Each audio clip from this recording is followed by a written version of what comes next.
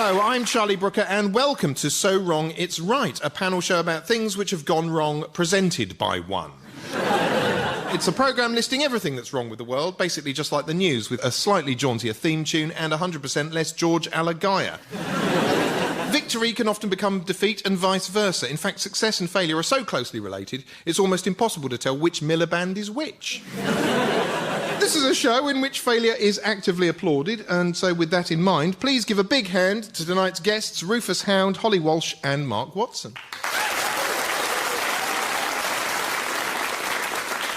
The first round is called Wrong Time, Wrong Place, and in it I'll be asking my guests to delve into their own calamitous pasts in an attempt to out-wrong each other with stories from their own miserable lives. I'm going to give a point to whoever's failure strikes me as the best. This week's theme is parties. I've got a friend called Mike, and just like the song, you'll always find him in the kitchen at parties, because he's an egg whisk. One of the big problems about going to a party is having to drive home. I went to a do recently where the hosts were so concerned about this, they made us all toss our car keys into a bowl on the table. And then they insisted everyone stay the night. Although, come to think of it, they did call a cab for me. Rufus Hound, what is the worst thing you've done at a party? Well, the worst thing I've ever done at a party was set my hands on fire. How? I mean, surely you need one hand to set the other hand on fire. Not if you've got help. Basically, there was a period of my life where, as a party trick, I would take a small amount of lighter fluid, put it in a small pool in the middle of my hand, set light to it. What happens is the lighter fluid starts to burn, you take the other hand and you clap out the flame. Having seen this one or two times, people were getting bored of it, so it was really time for me to up the stakes.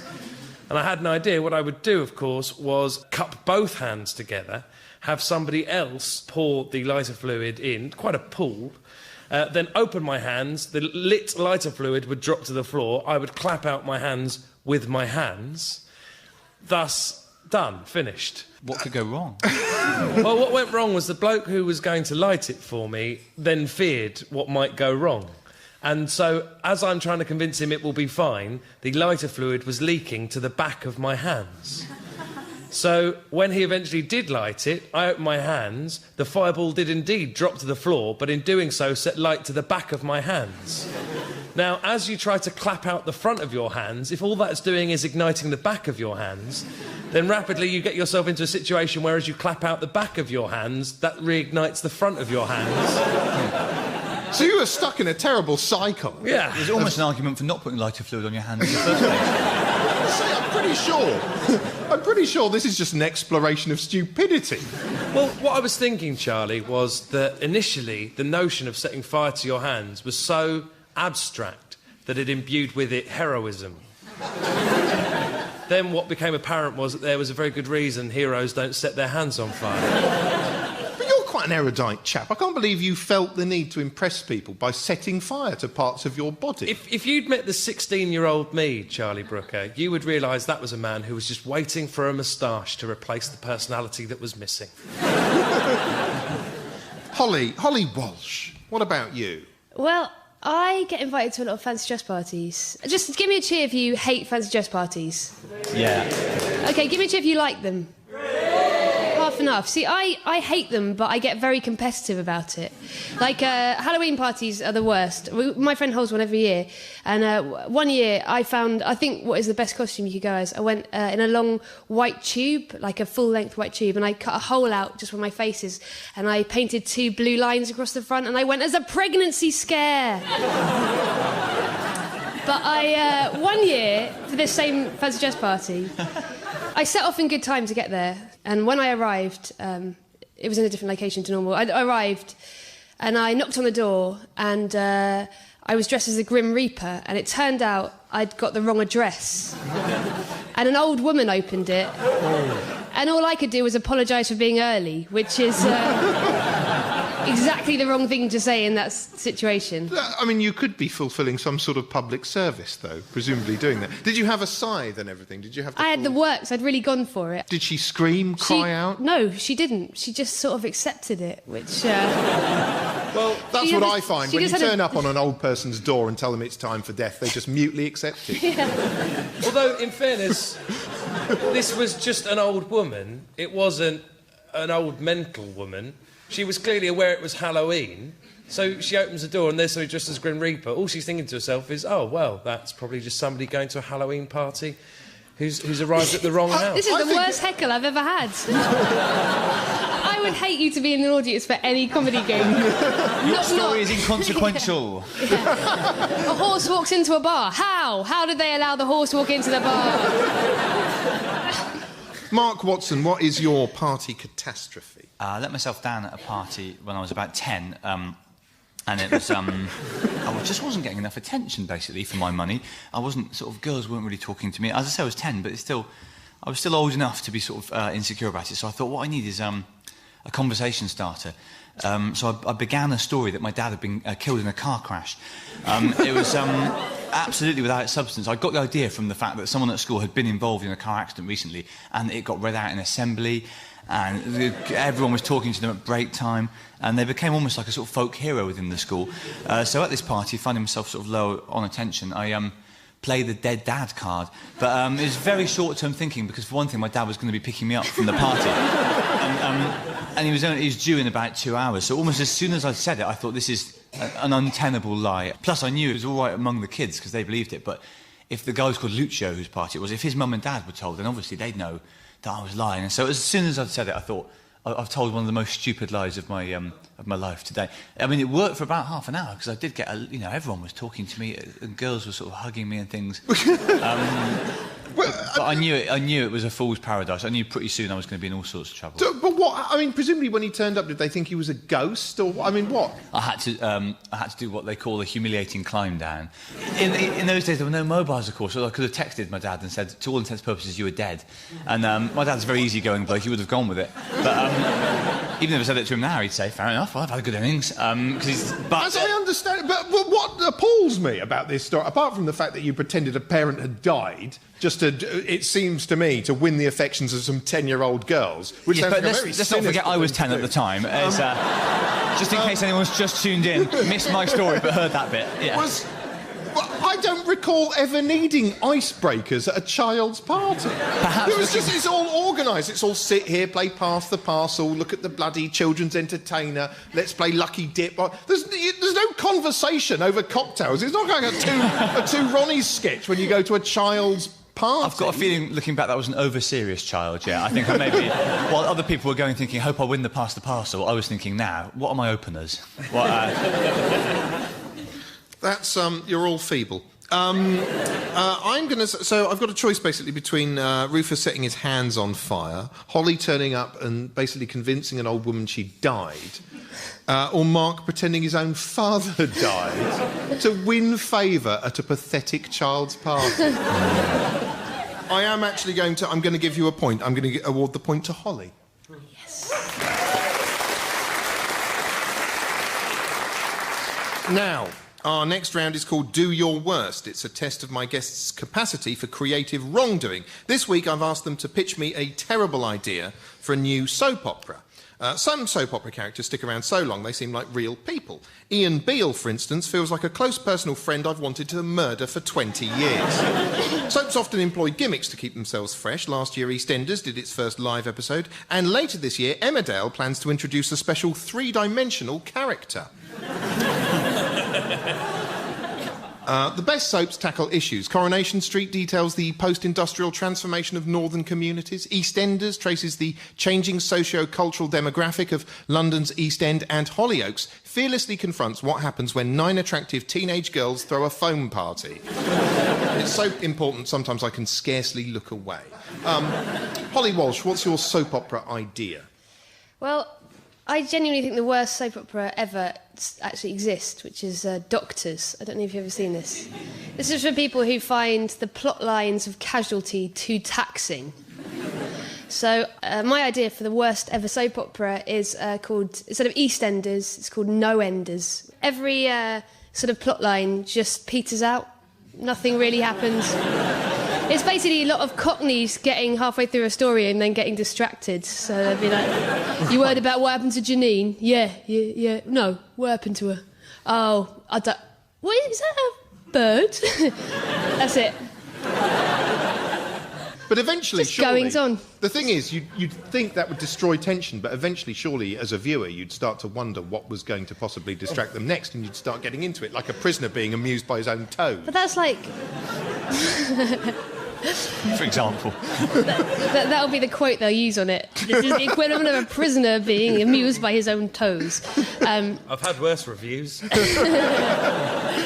So it would just be the worst soap opera ever, because all the kind of things that you'd get in a soap opera, like cliffhangers and storylines and things, just wouldn't mean anything. Drama, none of that. Drama, excitement. So it would just be... I mean, I suppose that is the one advantage. I mean, yeah, at least life ends.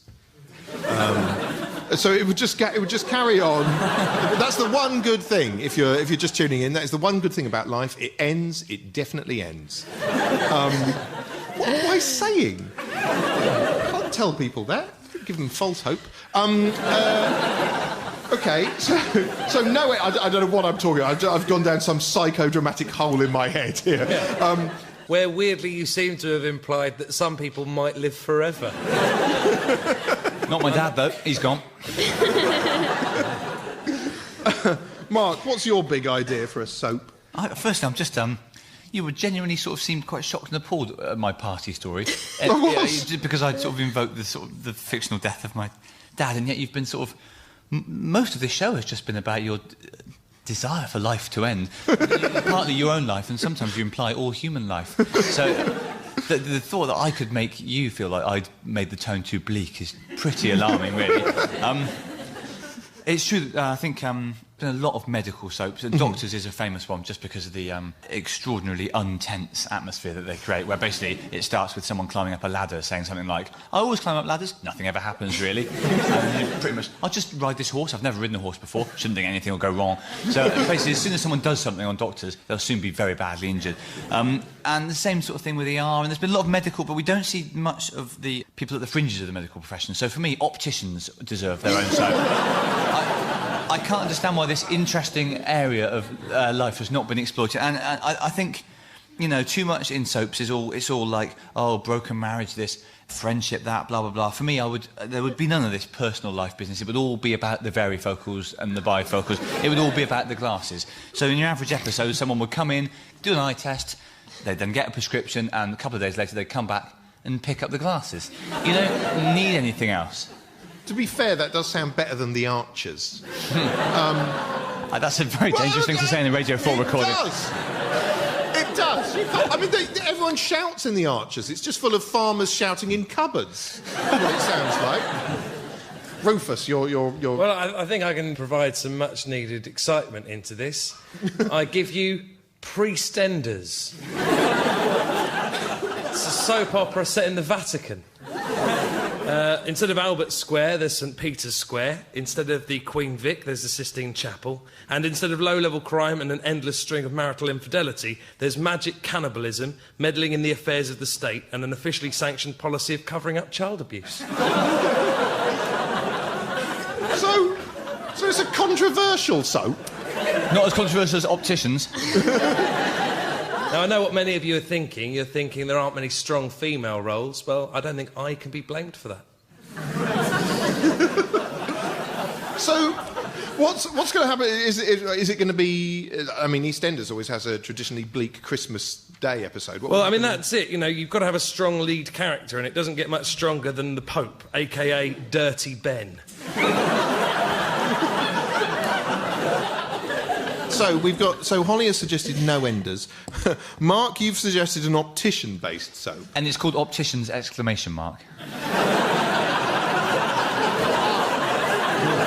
have said that. Well, no, that lifts it. And Rufus has gone for Priestenders, I think, on the basis of the exclamation mark alone. I'm going to give the point to Mark. There you go. Now, this round is called This Putrid Modern Hell, and it's devoted to the biggest wrongs from the awful now in which we reside. I'll be asking each of my guests to nominate the thing they hate most about contemporary life. My favourite answer wins a point. Critics say our reliance on text messages and tweets is making us worryingly inarticulate, but luckily there's a wealth of scientific research to suggest the truth is actually a whole opposite bunch of stuff to that.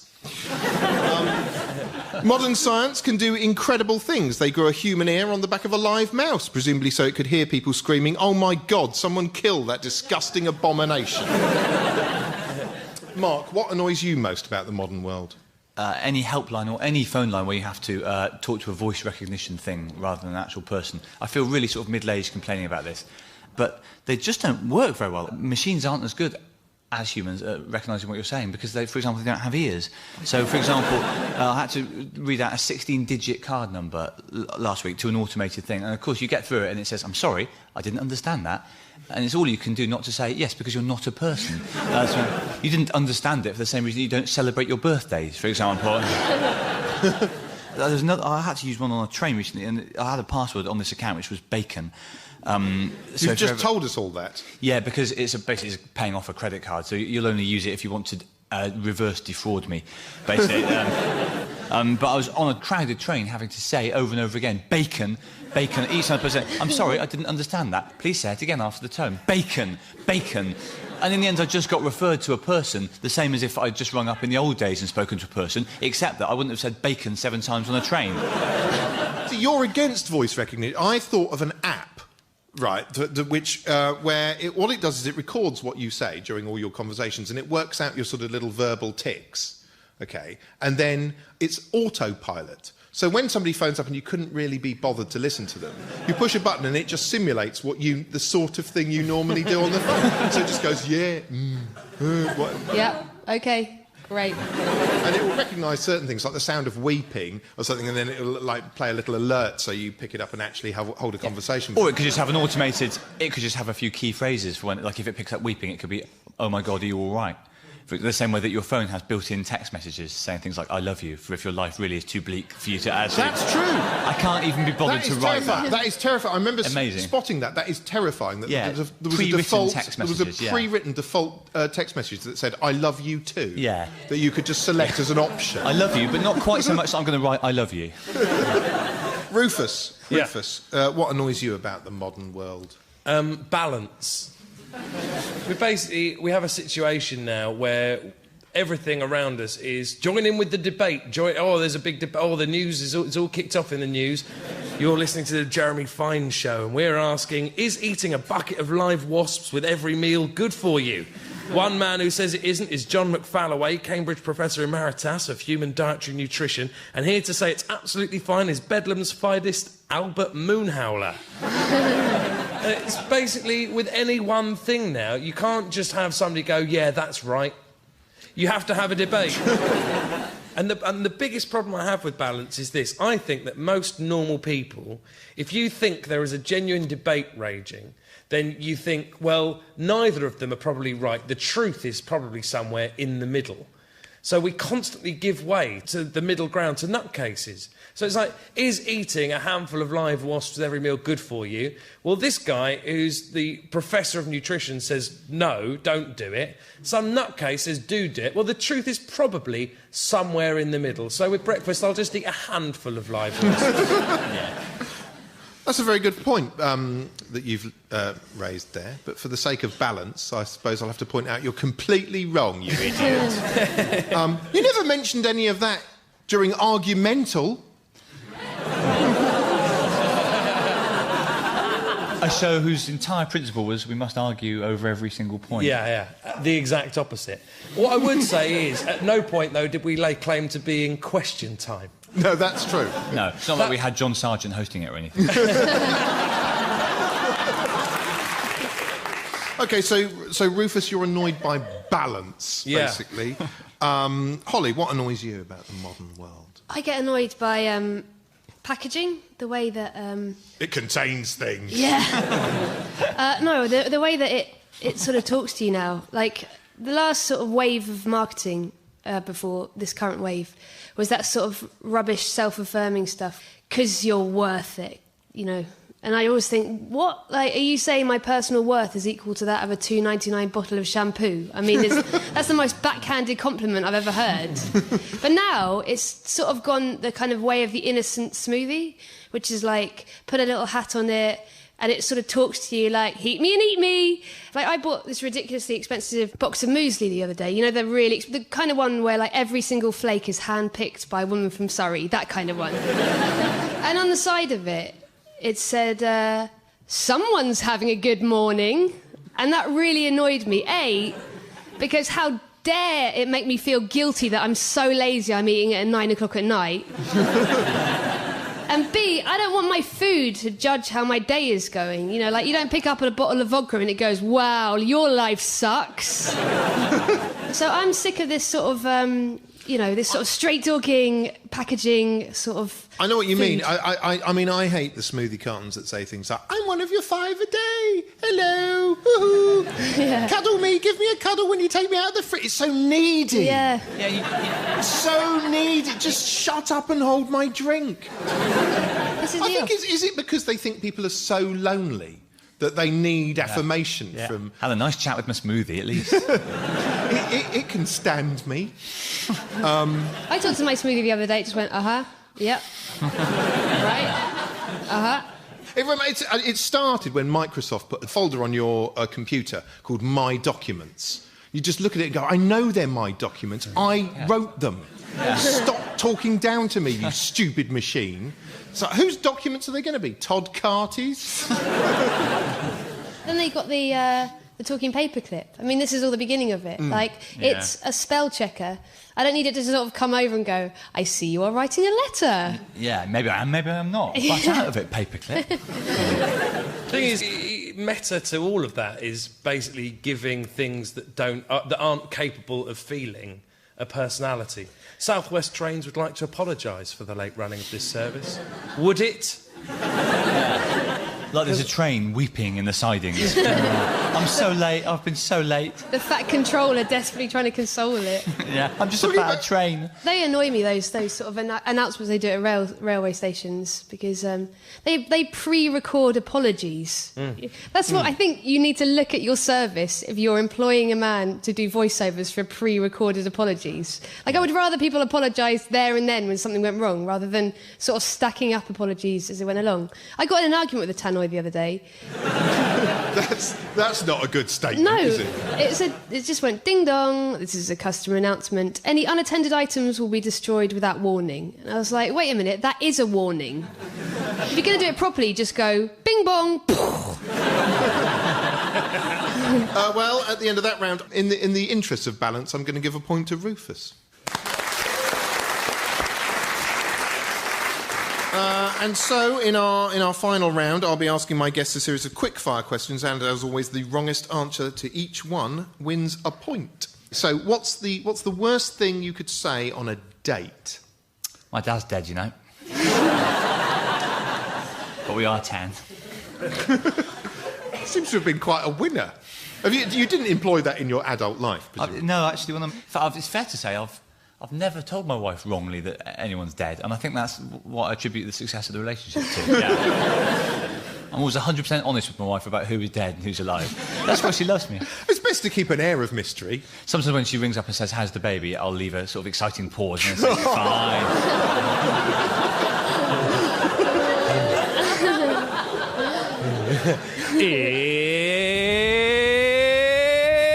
It's alive!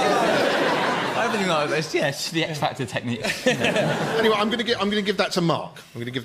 OK, what is the worst superhero superpower? Currency conversion. That's pretty good, I would have thought.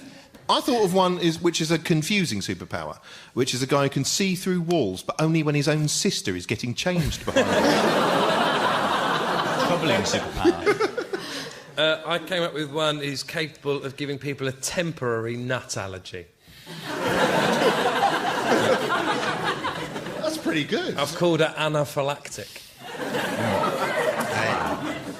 I think flying, but you don't know how long it's going to last for, would be Or the ability to fly 0.3 millimetres off the surface of the ground. Yeah, flying, but so low that it looks like you're just walking barely weirdly. detectable. Yeah, so frustrating. This is a miracle, don't you realise? I love the idea of, I'm going to give you a point for flying but not knowing how long it's going to last is brilliant. What's the worst name you can think of for a boy band? The Creepy Uncles. It's pretty good. I think Take That, because there is already another boy band called Take That. You'd be an idiot. You'd be an idiot to call your band Take That. I think Take That is, I mean, we're so used to the idea of Take That now, but it's a very strange, no one says Take That as an actual phrase now, so maybe there's scope for other ones like That'll Teach You, or... Have some of this. Exactly. Why I order. Yeah. How'd you like them apples? Exactly. Yeah. Ladies and gentlemen, it's How'd You Like Them Apples? I think I'm going to give the point to Rufus. What is the worst film that could be turned into a musical? Spider-Man, apparently. I think Rufus. You definitely get a point for that. What is the worst tagline to a horror film? In a land where everything is fine. Yeah. You did manage to make that sound sinister, though. Yeah. A world where everything is as it seems. There's almost always in films, nothing is as it seems. If you watch a film where everything was as it seemed, for example, you walked into a room, there was a plant there, and it just was a plant. I think unexpected item in bagging area. It's only a matter of time until that is the tagline for a horror. You know that's going to be the tagline for a horror film about people who get beheaded in Tesco. Yeah. I think I'm going to give Holly a point for that. What is the worst thing to read in a horoscope? Today sees Jupiter enter Mars, beginning a chain reaction that breaks up our universe. This is the end of all things. If you have loved ones, simply kiss them goodbye. On the plus side, someone at work recognises your true potential.